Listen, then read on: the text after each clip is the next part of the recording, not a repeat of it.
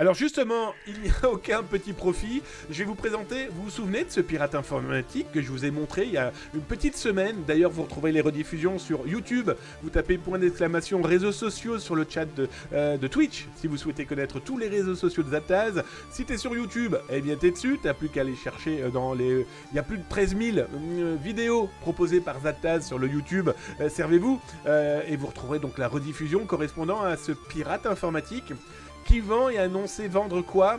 Eh bien, allez, il dit vendre des données qu'il a volées à des ministères, quels qu'ils soient. Alors là, je vous montre les captures écran qu'il a diffusées, correspondant à ce qu'il dit vendre, et je vous expliquais à l'époque qu'on rentrait en contact avec lui, qu'on essayait de discuter avec lui pour en savoir un petit peu plus.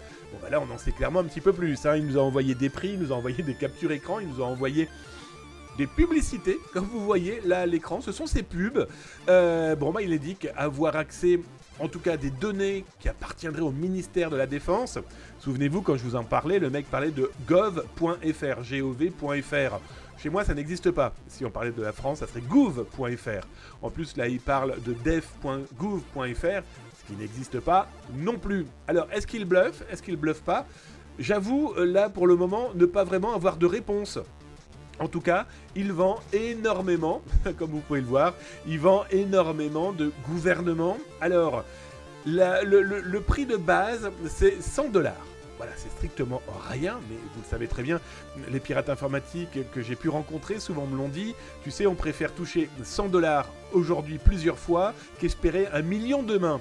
C'est sûr que si les mecs vendent 1000 fois 100 $ la base de données, ça commence à devenir malheureusement intéressant pour leur business. Et là, comme vous pouvez le voir, ils parlent toujours de .gov, même pour la France. Mec, c'est .gouv. Alors, il faut savoir que pour la France, bon, il ne sait pas qui je suis, il ne sait pas qui l'a contacté. À première vue, pas mal de gens l'ont contacté. Nous, on l'a contacté sous différents pseudos. Pour la France, c'est 300 $.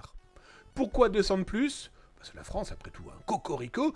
On a demandé s'il avait du belge, et il n'en avait pas. On lui a demandé s'il avait du Amérique du Nord, hein, sans citer par exemple le Canada, les États-Unis. Il n'a pas voulu répondre, en tout cas il n'en avait pas par rapport aux autres pays qu'il a pu proposer. Il a diffusé des captures écran.